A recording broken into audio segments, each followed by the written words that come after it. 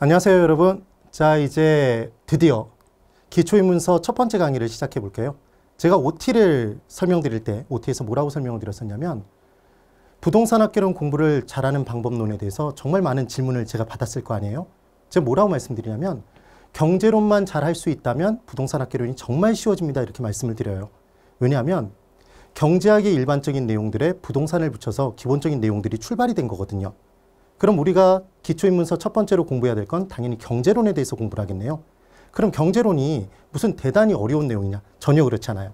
첫 번째, 합리적인 선택에 대해서 이제 한번 설명을 드려볼 겁니다. 그러니까 파트 1에 수요와 공급이 무엇인지에 대해서 공부를 할 텐데 그 중에 첫 번째가 합리적인 선택이에요. 그럼 이제 들어가 보면 여러분 제가 질문 한번 드려볼게요. 한번 대답을 하시면서 따라와 보세요. 우리나라에 있는 토지는 무한히 존재하나요? 유한하나요? 유한하죠. 한정돼 있어요. 그럼 만약 토지가 무한하다면 돈 많은 사람이 토지를 막 사들여서 그 토지를 놀리든 말든 아무 상관이 없어요. 다른 사람도 소유할 수 있는 땅이 얼마든지 존재하니까요. 그런데 우리나라 토지는 유한하죠. 한정돼 있단 말이에요. 그럼 그 한정된 자원을 어떤 사람이 소수가 전체적으로 보유하면서 그 토지를 비효율적으로 이용하게 되면 사회적인 문제가 발생합니다. 국가적인 문제가. 그래서 첫 번째로 우리가 이용할 수 있는 자원은 한정돼 있다, 무한하다? 한정돼 있다. 자원의 희소성에서 여러 가지 문제들이 이제 발생이 돼요. 그럼 우리는 가진 돈이 만약에 1억이라고 한번 생각해 볼게요. 우리가 가진 돈이 1억이 있습니다. 1타 클래스죠? 그러니까 1억이에요.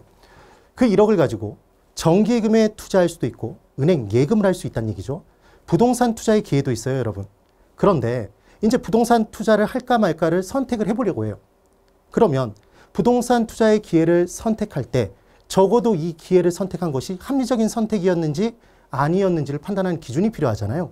그 기준으로 작용하는 게 정기예금의 이자겠죠, 여러분. 그럼 적어도 우리가 선택한 부동산 투자를 통해 누릴 수 있는 수익이 포기한 부동산 투자를 함에 따라 포기한 정기예금의 이자보다는 크거나 적어도 같아야지만 합리적인 선택을 했다고 볼 수 있겠죠, 여러분? 그러니까 첫 번째, 자원이 희소해요. 그럼 그 한정된 자원을 가지고 합리적인 선택을 해야 된다는 얘기입니다. 그래서 이제 정말 중요한 개념 한 가지가 나오네요. 우리는 어떤 기회를 선택할 때 그 기회를 선택함에 따라 포기된 것이 있잖아요, 여러분. 선택된 것과 포기된 것이 있다고요. 그때 포기된 것을 부르는 용어가 뭐라고 얘기를 하냐면 여러 개의 기회들 중 하나의 기회를 선택함에 따라 들인 비용이라고 얘기를 해요. 자, 지금 남다른 표현 한 가지를 공부했네요, 여러분. 뭐였죠? 포기된 것을 이제 뭐라고 부른다? 기회비용이라고 얘기를 한다는 거죠. 그럼 합리적인 선택의 판단 기준은 너무나 명확합니다. 선택된 것을 가지고 포기된 것과 비교해서 선택된 것은 포기된 것보다는 크거나 같아야 된다는 얘기죠. 그게 기회비용이에요. 그래서 기회비용의 정의는 하나의 기회를 선택함으로써 포기된 것들 중 최선의 것이랍니다. 이 내용을 기억하시면 돼요. 첫 번째 기회비용의 개념을 공부하셨네요. 그 다음 이제 두 번째 챕터 2로 시장에 대해서 공부를 할 거예요. 우리는 부동산 시장에서 부동산을 사고 팔 거 아니에요? 그 부분에 대해서 공부하기 위해서 우리가 부동산 학 개론을 공부하는 거잖아요. 그래서 시장에 대해서 이제 설명을 드릴 텐데 시장은 우리가 알고 있는 남대문 시장, 동대문 시장이라고 생각하시면 돼요. 그럼 실제로 시장에 어떤 물건이 있으면 이제 물건을 뭐라고 얘기할 거냐면 재화라는 표현을 쓸 겁니다. 그럼 어떤 재화를 팔기 위해 들어오는 사람이 있어요, 시장에. 그럼 뭐라고 얘기를 하냐면 이제 물건을, 재화를 공급하는 사람이라고 얘기하겠죠. 공급자예요. 그럼 시장에 물건을 사기 위해 들어오는 사람이 있을까요, 여러분? 뭐라고 할까요? 수요자라는 표현을 씁니다. 그럼 이제 시장의 정의가 끝난 거예요. 시장은 어떤 재화를 사겠다는 사람 수요자와 팔겠다는 사람 공급자가 만나서 거래가 이루어지는 곳, 걔를 뭐라고 한다? 시장이라고 한다는 거죠. 근데 시장에서 실제로 우리가 어떤 물건을 살까 말까를 결정짓는 가장 중요한 요인이 뭐죠, 여러분? 시장 가서 어떤 물건을 하나 사고 싶어요. 그럼 물어보잖아요, 여러분. 가격이 얼마예요? 그 가격이 타당하다고 생각하면 사는 거고 만약에 지나치게 높다 그러면 안 사겠죠. 그래서 시장을 좌지우지하는 정말 결정적인 요소가 있어요. 그게 가격이라는 거죠. 그래서 아담 스미스라는 분은 국부론이라는 책에서, 이건 별로 중요하지 않는데요. 국부론이라는 책에서 보이지 않는 손이라고 얘기를 한 거죠. 시장에서 수요량을 결정하고 공급량을 결정하고 다 결정해주는 요소가 바로 뭐다? 가격이라는 겁니다. 그럼 이제 시장의 형태에 대해서 한번 설명을 드려볼게요, 여러분. 첫 번째, 완전 경쟁 시장이 있답니다. 앞으로 나오는 무수히 많은 용어들이 있을 거예요, 여러분. 그런데 제가 항상 뭐라고 말씀을 드리냐면 용어의 정의에 대해서 너무 신경 쓰실 필요가 없다고 얘기를 해요. 그 이유가 뭐냐면 부동산학 개론에서 나오는 용어들은 그 용어의 정의가 어디에 고스란히 담겨 있냐면 그 용어 속에 담겨 있습니다. 볼까요, 여러분? 완전 경쟁 시장은 시장이죠, 여러분. 시장입니다. 그러면 수요자와 공급자가 만나서 거래를 하는 곳이에요. 근데 그 시장이 어떤 정도로 경쟁이 이루어지고 있대요? 완전한 정도로 경쟁이 이루어지고 있다는 얘기죠. 이게 완전 경쟁 시장이에요. 그럼 누군가 한 명이 좌지우지 마음대로 결정할 수 있는 시장은 완전한 경쟁이 이루어지는 시장이라고 안 할 거 아니에요. 그런 내용인 겁니다. 그럼 첫 번째, 완전 경쟁 시장은 완전한 정도로 경쟁이 일어나는 시장의 줄임말이라고 보시면 됩니다. 또 하나, 완전 경쟁 시장은 완전한 시장이에요. 그래서 얘는 학문상으로만 존재하는 이상적인 시장이라는 얘기를 합니다. 여러분, 완전한 사랑에는 문제가 있나요? 없죠. 완전한 것에는 문제가 없어요. 그럼 완전한 경쟁이 나타나는 시장, 완전 경쟁 시장은 문제가 발생이 될까요? 문제가 없겠죠. 아무런 문제도 없어요. 그러니까 그 문제를 해결하기 위해 누군가 개입할 필요가 없단 말이에요. 그런데 현실에서 여러분, 정부가 부동산 시장에 개입하나요? 걔를 부동산 정책이라고 하죠. 그럼 부동산 정책을 펼쳤다는 얘기는 부동산 시장에 문제가 발생했다는 얘기잖아요. 그럼 문제가 발생했다는 얘기는 부동산 시장은 완전한 시장이다, 불완전한 시장이다? 불완전한 시장이라는 얘기죠. 불완전 경쟁 시장이 돼요. 그래서 현실에서는 완전 경쟁 시장이란 존재하지 않습니다. 그러면 이제 시험에 나오는 내용을 한번 이제 공부를 바로 해볼 텐데요. 어떤 조건을 과연 갖춰야 되길래 완전 경쟁 시장이 현실에 존재하지 않을까? 궁금하시죠, 여러분? 첫 번째 내용을 볼게요. 시장이 있습니다. 1타 클래스에서 시장을 만들었어요. 1타 시장이 있습니다. 이 1타 시장에서 주먹만한 크기의 고품질의 감자를 사고 파는 거예요. 이 감자는 한 번 맛을 보면 영원히 맛을 잊지 못하는 그런 아름다운 맛의 소유자예요. 근데 이 감자를 팔기 위해 들어오는 사람은 뭐라고 얘기했죠, 여러분? 공급자. 공급자가 한 명이 아니에요. 그리고 소수, 셀 수 있는 정도도 아니에요. 다수로 존재합니다. A부터 B, C, D, E 쭉 다수로 존재한다는 얘기죠. 다수로. 그리고 이 감자를 사기 위해 들어오는 수요자도 한 명, 두 명이 아니라 다수로 존재해요. 다수로. 그럼 이 시장 내에서 감자를 사고 파는 금액이 있을 거 아니에요? 걔를 뭐라고 할까요? 가격이라고 하는 거죠. 그래서 2021년 10월 30일에 수요자와 공급자가 만나서 거래한 가격이 이 시장에서의 균형을 이룬 가격이 얼마였냐면 한 개에 1,000원이었습니다. 한 개에 1,000원. 얘를 뭐라고 얘기를 하냐면 균형 가격이라고 얘기를 해요. 균형 가격. 그런데 이제 이 시장에서 어떤 일이 발생했냐면 E라는 사람이 갑자기 감자를 한 개에 900원에 사고 싶대요. 이 감자를. 그러면 한 개 900원에 살 수 있을까요? 살 수 없어요.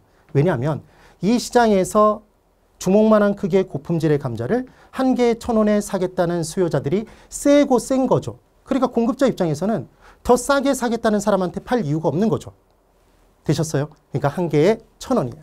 그럼 이번엔 공급자 중에서 E가 이빨을 드러내면서 뭐라고 얘기를 했냐면 내가 어떻게 농사를 졌는데 난 이 감자 한 개에 1,200원은 받아야 되겠어 이렇게 얘기를 한 거예요. 그러면 한 개에 1,200원에 팔 수 있을까요? 못 팔아요. 왜 못 파냐면 수요자들 입장에서 봤을 때는 1타 시장에서 주먹만한 크기의 고품질의 감자를 2021년 10월 30일에 한 개에 1,000원에 팔겠다는 공급자들이 세고 센 거죠. 되셨나요? 그래서 하나의 물건에는 하나의 가격만 존재하게 돼 있는 거죠. 하나 더. 만약에 시장에 수요자들이 쭉 많이 들어왔습니다. 수요가 증가했어요. 그럼 사기 위해 경쟁하니까 가격이 올라가야 될 것 같잖아요.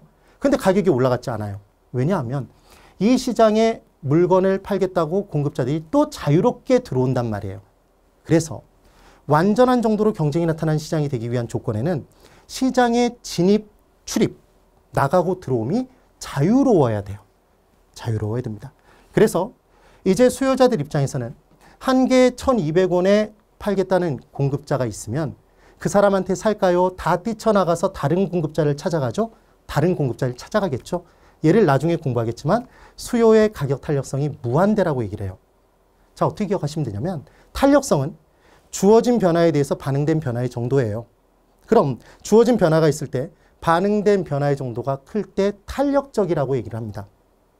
그럼 주어진 가격 상승 변화가 있었는데 그때 수요량이 어마어마하게 감소해서 0이 돼버린다면 얘는 무한대로 변한 거죠. 그래서 수요의 가격 탄력성이 무한대인 시장이어야 돼요. 그럼 이 시장에서는 무조건 고품질의 주먹만한 크기의 감자는 2021년 10월 30일에 무조건 얼마에 거래돼야 된다? 한 개에 1,000원에 거래가 되겠죠. 얘를 하나의 물건에 하나의 가격이 존재하는 법칙이라고 얘기를 해요. 일물 일가의 법칙이라고 얘기를 합니다. 되셨어요, 여러분?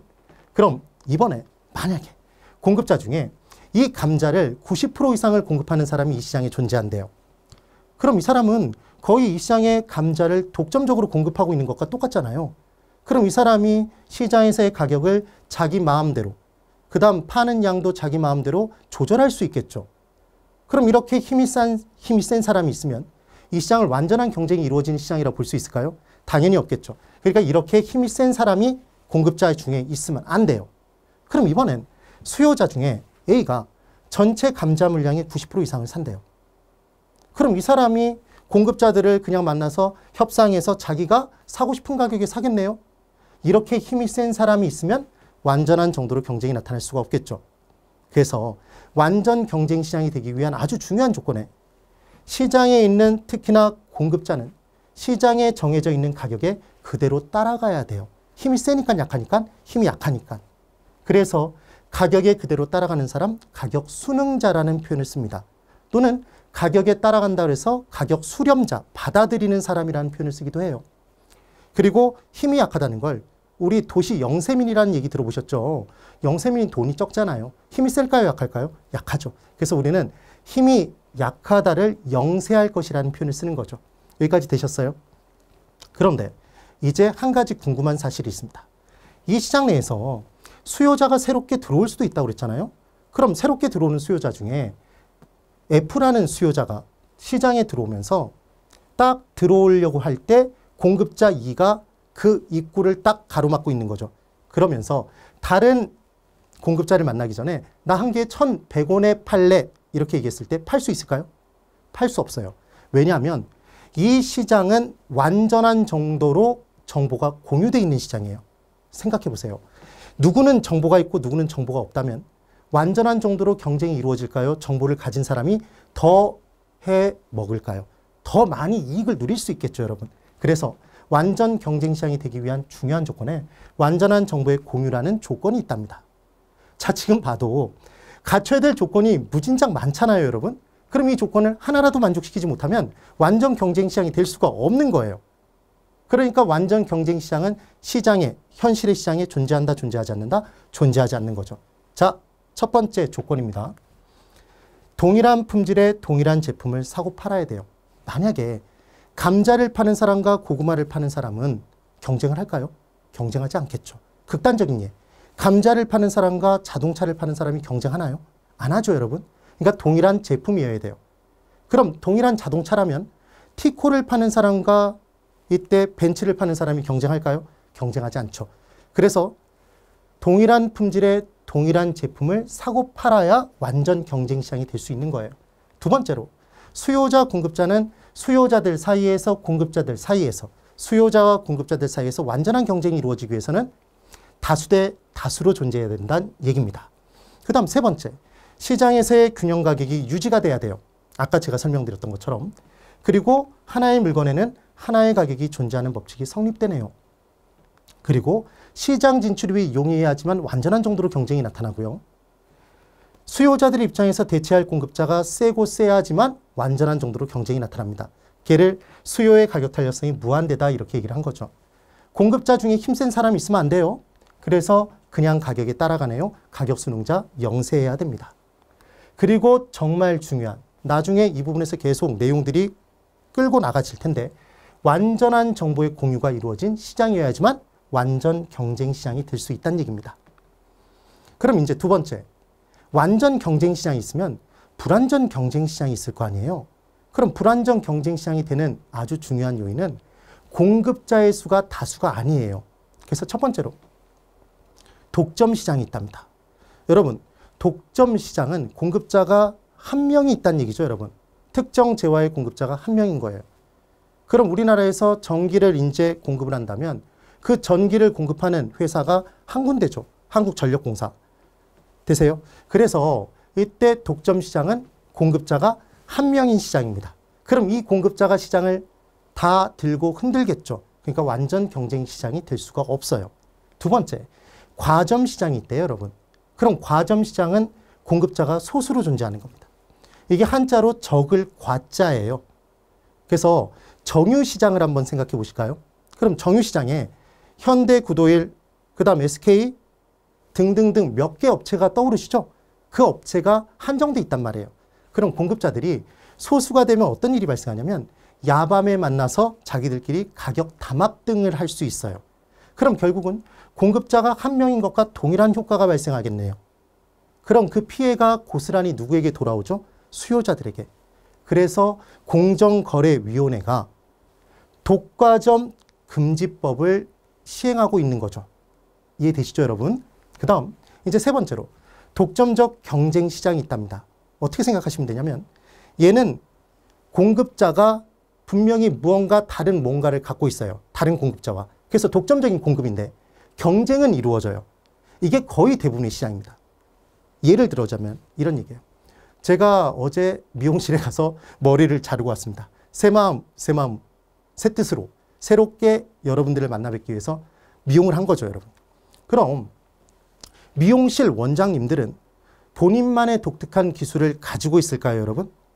그럼 그 원장님만의 별도의 독점적인 공급이라고 할 수 있겠죠. 미용 기술이. 그런데 미용실이 한 군데만 있나요? 여러 군데가 있나요? 여러 군데가 있죠. 동네 하나만 나가봐도. 그럼 그들 사이에서는 독점적인 기술력을 어느 정도 갖고 있지만 경쟁이 이루어질 거잖아요. 독점적 경쟁 시장이 됩니다. 마찬가지겠죠. 제과점이 있어요. 그럼 제과점의 빵 맛이 어느 정도씩 다 달라요. 그러니까 독점적인 공급이라고 볼 수 있겠지만 경쟁하잖아요. 그래서 거의 대부분의 시장은 독점적 경쟁 시장이라고 보시면 됩니다. 되셨어요, 여러분? 그래서 부동산 시장도 부동산을 가진 사람이 있어요. A라는 토지를 가진 사람이 갑이라는 소유주가 있는데 그 사람의 토지를 그 어떤 토지도 물리적으로는 대체할 수가 없단 말이에요. 왜냐하면 차지하고 있는 위치 공간이 다 다르기 때문에. 그래서 독점적인 공급입니다. 그런데 이용을 하고자 하는 사람 입장에서 봤을 때는 그 사람 옆에 있는 토지를 사도 똑같은 경제적 효용, 만족도를 준단 말이에요. 그러니까 독점적인 공급이긴 하지만 둘 사이에 경쟁이 나타나겠죠. 그래서 부동산 시장도 독점적 경쟁 시장이 돼요. 이해되셨나요? 자, 이제 네 번째로 시장의 균형에 대해서 설명을 드릴게요. 여러분이 아는 균형이란 뭐예요? 같아서, 똑같아서 어느 한쪽으로 치우치지 않는 게 균형 아닌가요? 그 얘기예요. 그래서 수요량과 공급량이 일치하는 상태를 뭐라고 얘기를 하냐면 얘를 균형 상태라고 얘기를 합니다. 그래서 균형 상태에서의 가격을 뭐라고 얘기를 하냐면 균형 가격이라고 하고요. 균형 상태에서의 거래량을 균형 거래량이라고 얘기를 해요. 이 내용들을 기억해 두시면 돼요. 그 다음 이제 수요 공급 파트 1의 챕터 3의 수요와 공급에 대해서 이제 직접적으로 들어가서 또 시험에 잘 나오는 내용 한 가지를 설명드려 볼게요. 첫 번째, 제가 수요자, 공급자, 시장 참여자들은 다 합리적인 선택을 하는 사람이란 얘기를 했잖아요. 그러면 시장에 참여하는 수요자는 합리적인 수요자라는 판단을 합니다. 그럼 여러분, 부동산 시장에서 어떤 부동산을 사셨어요? 아파트, 오피스텔을 샀어요. 그럼 사시는 목적이 뭐예요, 여러분? 주거 목적도 있지만 우리나라에서는 투자 목적으로도 사잖아요. 그럼 내가 누릴 수 있는 수익 중에 여러 개의 수익을 누릴 수 있는 기회가 있다면 그 중에 아무 기회나 줍줍 하실 거예요? 줍줍 못한다고 그랬죠, 여러분. 왜냐하면 내가 가진 자원은 희소하니까. 그럼 그 중에 하나를 합리적으로 선택해야 될 거잖아요. 그래서 내가 가진 부를, 재산을 가장 크게 만드는 게 목적이라고 보시면 돼요. 아주 중요한 개념이 나왔네요. 이윤 극대화의 추구가 모든 수요자, 투자자의 투자의 목적, 사는 목적이라고 기억하시면 돼요. 그래서 이윤 극대화의 추구라는 표현을 쓸 수도 있고 부의 극대화의 추구라는 표현을 쓸 수도 있습니다. 그 다음 이제 수요 함수에 대해서 공부를 할 거예요. 저도 수학을 학창시절에 싫어했습니다. 수학을 좋아하시는 분들은 극히 드물어요.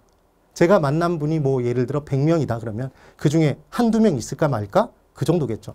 특히 함수를 싫어해요. 우리는 예전에 정석 공부를 할 때 명제 집합만 공부했잖아요, 여러분. 그래서 이제 함수라고 나오니까 좀 어렵게 느껴지실 수 있을 텐데 정말 쉬워요. 실은 무슨 얘기냐면 부동산 시장에서 사겠다는 양이 있었죠. 걔를 부동산 수요량이라고 합니다. 그럼 부동산 수요량에 가장 많은 영향을 끼치는 건 부동산 가격인 거죠. 그럼 독립적으로 부동산 가격이 변할 수 있을까요, 여러분?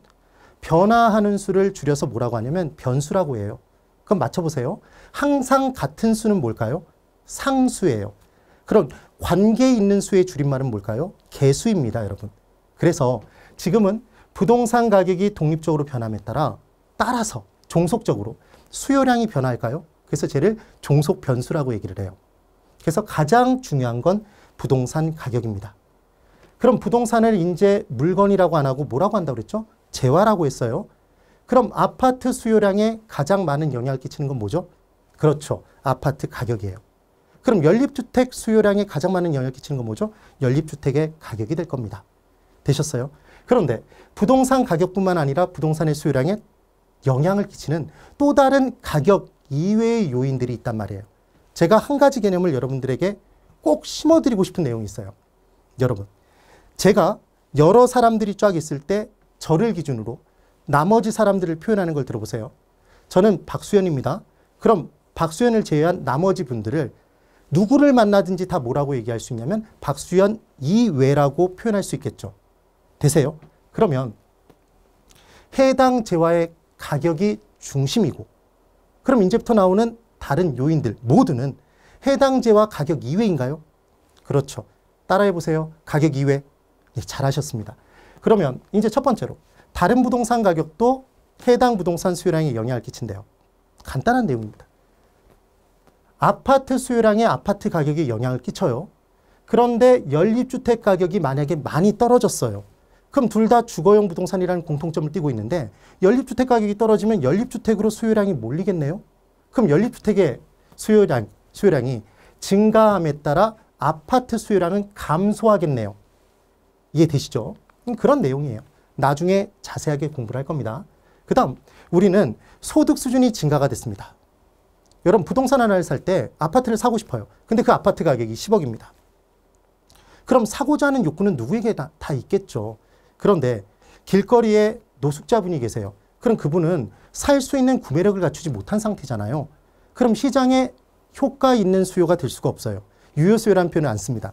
그런데 그분이 만약에 로또에 딱 당첨이 되면 이때는 구매력을 갖출 수 있을까요? 소득 수준이 늘어버렸잖아요. 그래서 소득 변화도 수요량에 영향을 끼친다? 영향을 끼쳐요. 그리고 한참 타운하우스라는 게 시장에 많이 공급될 수가 있었어요. 그래서 사람들의 선호가 그 타운하우스에 몰리면 사람들의 기호에 따라서 타운하우스 수요량은 증가하겠죠. 다른 부동산들의 수요량은 상대적으로 줄 것이고요. 그리고 만약에 아파트 가격이 지금 10억인데 15억으로 올라갈 것으로 예상이 돼요. 그럼 오른 다음에 사야 될까요? 지금 사야 될까요? 지금 사야 되겠죠? 그래서 부동산 가격 예상도 부동산 수요량에 영향을 끼칠 겁니다. 그 다음 중요한 요소. 정부가 어떤 정책을 펼치냐에 따라서 부동산 수요량은 변화하겠죠. 그래서 다주택자에 대해서 정부가 강한 규제 정책을 펼치게 되면 시장 내 수요는 감소할 거잖아요. 그리고 부동산을 살 때 내 돈만 갖고 사는 사람은 거의 없단 말이에요. 그래서 돈을 빌려야 되는데 그때 돈을 빌릴 때 이자가 붙겠죠? 이자를 뭐라고 한다? 금리라고 얘기를 하는 거예요. 그래서 이자율 금리가 올라가면 돈 빌리기 어려워지겠죠? 그러니까 부동산 수요량은 감소할 거예요. 근데 정부가 무주택 저소득층에게 주거 안정을 도모하도록 장기간에 걸쳐서 아주 낮은 이자, 저리로 많은 금액을 빌려주면 시장 내 유효 수요 변화할까요? 그래서 수요량 변화할 거예요. 그 내용이 될 겁니다. 여러분 부동산 사고 싶어요. 근데 취득하면 취득세를 내야 되는데요. 취득한 것에 대한 세금. 취득세를 정부가 원래 한 1,000만 원 정도 내던 걸, 1,000만 원 정도를 내던 걸 얘를 1억 정도로 만약에 올린대요. 그럴 일은 없겠지만 그러면 부동산 사실 거예요? 안 사시겠죠. 그러니까 세금도 부동산 수요량에 영향을 끼칠까요? 그런데 여기까지 요인만 있는 게 아니라 등이죠. 여러 가지 부동산 수요량에 영향을 끼치는 요인들이 있다는 거예요. 근데 여기서 정말 중요한 건 이 요인들을, 여러 가지 요인들을 딱 하나 시장의 중심인 뭘 중심으로? 해당 재화의 가격을 중심으로 다른 부동산 가격도 가격 이외의 것, 소득도 가격 이외, 예상도 가격 이외, 기호도 가격 이외, 다 가격 이외의 것이라고 표현한다는 걸 꼭 기억해 두시라는 얘기입니다. 되셨죠? 그럼 이제 시장은 수요와 공급이 만나는 곳이라는 얘기를 했어요. 무조건 기억하셔야 돼요. 시장 딱 나오면 수요 공급이 기억나시면 돼요. 그럼 수요의 법칙이라는 것이 있고 공급의 법칙이라는 것이 있대요. 시장에서 제일 중요한 게 뭐였죠, 여러분? 수요량과 공급량을 결정짓는 정말 중요한 보이지 않는 손. 그렇죠. 잘하셨어요. 가격이에요. 그럼 당연히 수요의 법칙이라는 건 가격과 수요량의 관계를 얘기할 거잖아요. 근데 일반적인 재화들은 해당 재화의 가격이 올라가면 해당 재화의 수요량은 감소한답니다. 그럼 이제 어떤 생각을 하시는 분이 계시냐면 아니 아파트 가격이 지금 올라가니까 아파트 수요량이 더 늘어나는 거잖아요. 이런 얘기 하시면 안 돼요. 절대로 얘기하시면 안 됩니다. 그래서 가격과 수요량은 무조건 반비례라고 기억하세요. 이마트에 이제 쇼핑을 하러 갔어요. 마트에. 그랬더니 돼지고기 가격이 한 근의 가격이 원래 10,000원 수준이었는데 20,000원 올라갔다 보세요. 그럼 돼지고기 사실 거예요? 안 사시겠죠. 그래서 가격과 수요량은 반비례합니다. 반비례 관계라는 게 정말 중요해요. 그런데 이때 이렇게 반비례 관계가 되는 효과가 두 가지가 있는데 대체 효과와 소득 효과라는 게 있대요. 자, 보세요, 여러분. 해당 재화의 가격이 올라갔습니다. 그러면 해당 재화를 대체할 수 있는 해당 재화와 동일한 만족도를 제공하는 다른 재화로 수요량이 옮겨가겠죠. 그럼 해당 재화의 수요량은 감소할까요? 대체된 수량만큼? 이게 대체 효과입니다. 그 다음 해당 재화의 가격이 올라갔어요. 생각해 보세요. 10,000원이 있었습니다. 근데 사이다 한 병의 가격이 예를 들어 2,000원이었어요. 2,000원. 그러면 5병을 사 마실 수 있는 소득이었잖아요. 그런데 사이다 한 병의 가격이 얼마로 올라갔냐면 5,000원 올라갔어요. 겉으로 보여지는 금액은 10,000원이에요.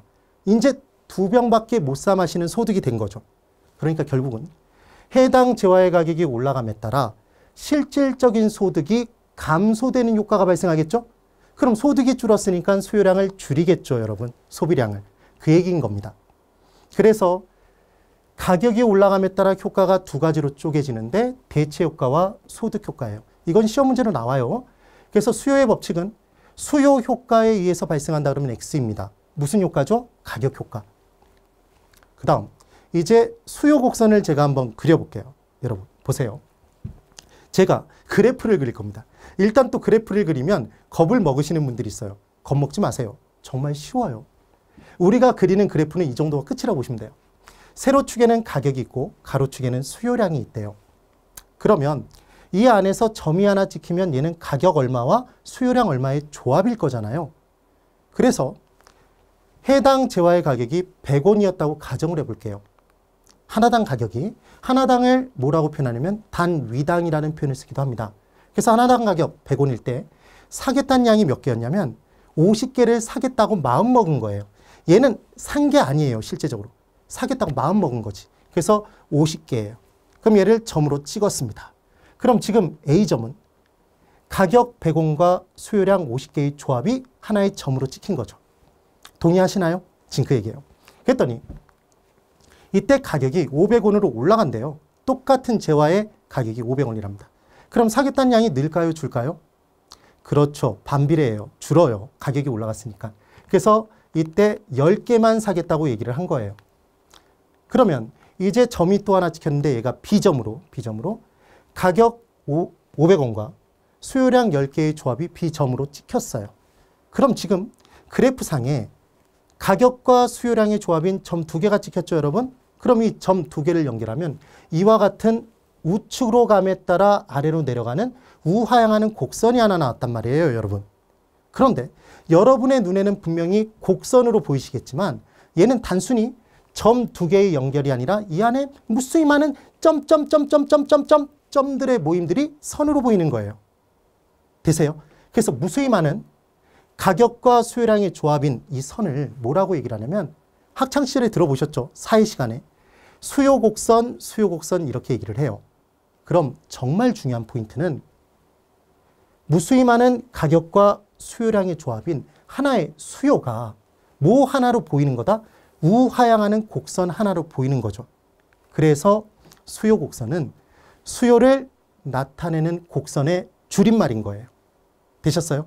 그러니까 곡선 하나가 무엇 하나다? 수요 하나다라는 게 꼭 기억을 해 주셔야 될 내용인 겁니다. 중요해요. 단순한 점 두 개의 연결이 아닌 가격과 수요량의 무수히 많은 조합들, 그 조합인 무수히 많은 점들의 모임이 수요 하나가 뭐 하나로 표현된 거다? 곡선 하나로 나타나 있답니다. 그래서 반드시 기억해 주세요. 너무 중요해요. 수요 하나가 무엇 하나다? 곡선 하나인 겁니다. 그럼 여기서 연습해보고 갈게요. 곡선의 변화가 만약에 나타났다면 얘는 수요의 변화인가요? 맞죠? 왜 맞죠? 수요 하나가 곡선 하나니까 곡선의 변화면 수요의 변화인 거죠. 그럼 반대로 곡선의 변화가 나타나지 않았어요. 곡선이 하나예요. 그러면 얘는 무엇의 변화가 아니겠네요? 곡선의 변화가 아니니까 수요의 변화가 아니겠죠. 얘를 나중에 공부하시겠지만 자세히 수요량의 변화라고 얘기를 해요. 그래서 시험에 주구장창 계속해서 나오고 있는 문제가 있어요. 그게 바로 수요의 변화와 수요량의 변화를 구분하는 문제예요. 그럼 그 문제를 해결하는 방법은 곡선의 변화가 나타났는지 나타나지 않았는지만 판단하시면 된다는 얘기입니다. 되셨죠, 여러분? 그럼 이제 수요의 변화라는 걸 설명을 드려볼게요. 지금까지 잘 따라오신 분은 기가 막히게 아셨겠네요. 수요의 변화니까 이제 분명히 제가 설명드린 내용에 곡선의 변화가 나타날까요? 당연히 곡선의 변화로 나타나겠죠. 그래서 이제 시장에서 해당 재화 가격, 이 가격 말고 다른 가격 이외의 요인이 변한 거예요. 그래서 뭐가 변화했냐면 소득 증가가 이루어졌답니다. 그럼 여러분, 소득 증가가 이루어지면 동일한 가격에서 사겠다는 양이 늘까요? 소비량이 늘겠죠. 예를 들어 내 소득에 원래 100만 원일 때 사과를 한 달에 5개를 사서 먹었는데 소득이 얘가 200만 원 늘었어요. 그럼 사과의 소비량을 늘릴 거 아니에요. 똑같은 가격이어도. 지금 그 얘기인 겁니다. 그래서 소득 증가로 동일한 가격에서 이제 수요량이 증가하는 걸 보여드릴 거예요. 그래서 원래는 한 개당 가격 100원일 때 몇 개를 사겠다고 얘기했죠? 50개를 사겠다고 얘기했잖아요. 그런데 이제 동일한 가격 100원에서 사겠다는 양이 55개가 된 겁니다.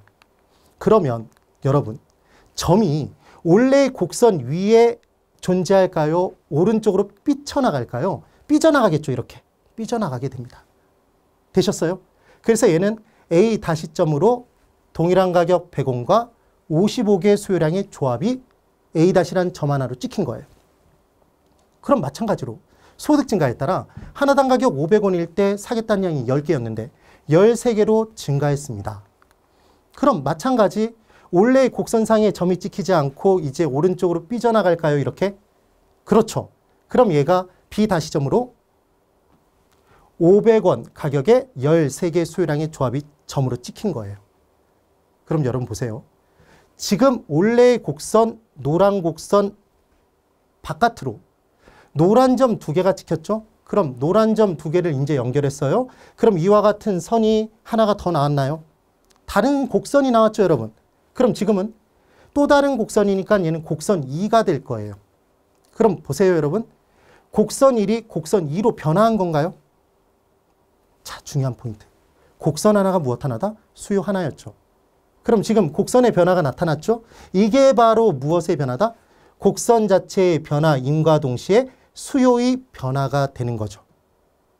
그래서 중요한 포인트는 해당 재화 가격 이외의 것이 변함에 따라 동일한 가격에서 수요량이 변화하면 원래의 점에서 우측 좌측으로 삐져나간 점이 발생할 것이고, 그러니까 걔는 또 다른 곡선, 또 다른 수요 위에 있겠네요. 이게 바로 수요의 변화라는 표현입니다. 되셨나요, 여러분? 이걸 꼭 기억해 두셔야 돼요. 그래서 저하고 약속하시는 거예요.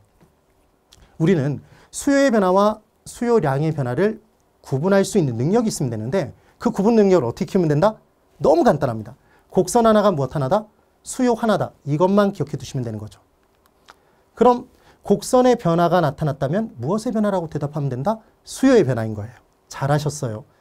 그때 가격이 변해서 변하는 게 아니라 가격 이외의 요인들이 변화해서 동일한 가격에서 수요량이 변화함에 따라 곡선 자체가 변화했다고 얘기했잖아요. 그래서 해당 재화의 가격을 제외한 나머지 모든 요인이 변화하면 얘는 수요의 변화, 곡선 자체의 변화라고 대답해 주시면 돼요. 되셨나요? 그래서 절대적인 공식이 있습니다. 공부를 했는데 계속 헷갈리면 이건 공부를 하나 마나예요. 당연히 공부를 했으면 헷갈리지 말아야죠. 절대 공식이 있어요. 앞으로 제가 지금의 내용은 수요의 변화입니까? 수요량의 변화입니까? 이렇게 질문을 드리면 무조건 그냥 수요의 변화라고 대답할 준비를 하세요. 무조건 무엇의 변화? 수요의 변화.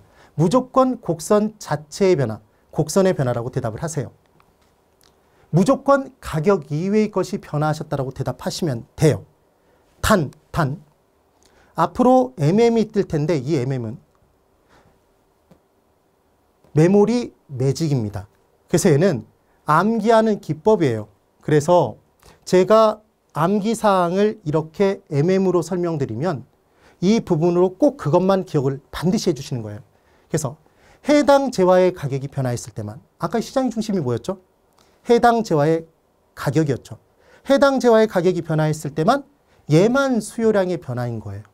얘만 곡선상에서 점이 막 움직여 다녀요. 얘만.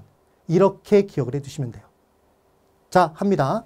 그러면 아파트 수요에서는 뭐만 가격이에요? 네, 아파트 가격만 가격이죠. 걔를 뺀 나머지는 다 가격 이외의 것. 가격 이외의 것이 변하면 다 무엇의 변화? 수요의 변화? 다 곡선 자체의 변화. 이렇게 대답하시면 된다고요. 연습해 볼게요. 아파트 수요의 경우에는 아파트 가격 변화만 가격입니다. 연립주택 수요의 경우에는 연립주택 가격만 가격 변화예요. 그럼 얘는 가격 변화니까 수요량의 변화이겠네요. 얘는 곡선상에서 움직여 다니는 거죠. 하나의 곡선상에서 점의 이동으로 나타나요. 그럼 아파트 수요를 따지는데 연립주택 가격이 변화했대요. 그러면 아파트 가격만 아파트 수요에서의 가격이잖아요. 그럼 연립주택 가격은 아파트 가격 이외의 것이네요. 그럼 가격 이외의 것이 변했으니까 얘는 무엇의 변화다? 수요의 변화고 얘는 곡선 자체의 변화로 나타난다. 이렇게 대답을 해주시면 되는 거예요. 되셨죠? 그럼 여기서 하나 헷갈려 하시는 내용을 연습하고 들어갈게요. 시험에서 굉장히 자주 물어봤던 내용 중에 하나예요. 가격 상승과 가격 상승 예상을 구분해 볼 겁니다. 현재 가격이 1억이었어요. 얘가 현재 1억 2천으로 올라갔습니다. 얘는 현재 가격이 변화한 거 맞죠? 그래서 가격의 변화니까 얘는 수요량의 변화예요. 동일 곡선상에서 점의 이동이 됩니다. 그런데 두 번째, 현재 가격이 1억인데 한 달 뒤 미래 가격이 1억 2천만 원이 될 것이래요. 그럼 얘는 가격 상승을 예상한 거잖아요. 현 시점에. 그럼 현 시점에서의 가격은 변했나요? 변하지 않았나요? 그대로 1억이죠, 여러분. 그러니까 얘는 가격의 변화가 아니에요. 가격 이외의 변화니까, 가격 이외의 변화니까 얘는 무엇의 변화다? 다 수요의 변화라고 대답하시라고 그랬죠? 수요의 변화다. 다 곡선 자체의 변화다. 이렇게 구분해 두시면 되는 거예요. 되셨나요? 자, 이제 기출문제를 풀어볼게요. 지금 별표가 3개가 주어져 있는데 이 문제가 지금 풀기 쉽게 나와서 별표가 3개인 거지 실제 출제 빈도 수로 따지자면 별표 5개예요. 왜냐하면 공급의 변화, 공급량의 변화도 구분하는 포인트가 똑같거든요. 연습해 볼까요? 해당 재화의 가격이 떴을 때만 공급량의 변화인 거죠. 걔만 동일 곡선상에서 점의 이동이에요. 걔를 뺀 나머지의 것은 다 뭐다? 공급의 변화고 곡선 자체의 변화가 된다는 얘기입니다. 그럼 28의 기출문제네요. 2번 주택 공급 변화 요인과 공급량 변화 요인이 옳게 묶인 것을 한번 골라보래요. 그럼 이 문제를 풀 때 보통 어떻게 푸냐면 이 안에 들어가서 다 판단을 하십니다. 이렇게 판단하면 안 된다는 얘기예요. 왜냐하면 우리는 주어진 시간 안에 문제를 다 풀어야 되기 때문에. 개론 40문제 40분 안에 푸셔야 돼요, 여러분. 그래야 무난하게 합격하실 수 있는 겁니다. 그러면 이 문제 빨리 푸는 방법. 제가 다 공급의 변화라고 그랬죠, 여러분? 딱 하나 빼놓고 해당 재화의 가격만 공급량의 변화라고 그랬잖아요. 딱 하나밖에 없다고 그랬죠. 그럼 지금 주택 공급이니까 당연히 공급량의 변화 요인은 하나밖에 없죠? 뭐밖에 없다? 주택 가격밖에 없겠네요. 그럼 보기 중에 찾아보면 공급량 변화 요인 중에 주택 가격 변화는 1번밖에 없죠, 여러분? 그럼 이 내용을 볼 필요도 없는 거예요. 1번이 답이에요. 그럼 이 문제를 연습을 하다 보면 몇 분 안에 풀겠다? 1분? 여러분 20초 안에 풀 수 있어요. 그날이 옵니다. 되셨어요? 그래서 지금 첫 번째로 우리 1강을 한번 쫙 진행을 해봤어요. 어떠세요? 가볍고 즐겁죠, 여러분? 저는 강의할 때 정말로 즐겁습니다. 저의 기쁨이 여러분들의 기쁨으로 바뀌도록 제가 만들어 드릴게요. 저의 최선에 여러분의 최선을 다해서 합격으로 우리는 힘차게 달려갑니다. 여러분의 꿈을 응원합니다. 감사합니다.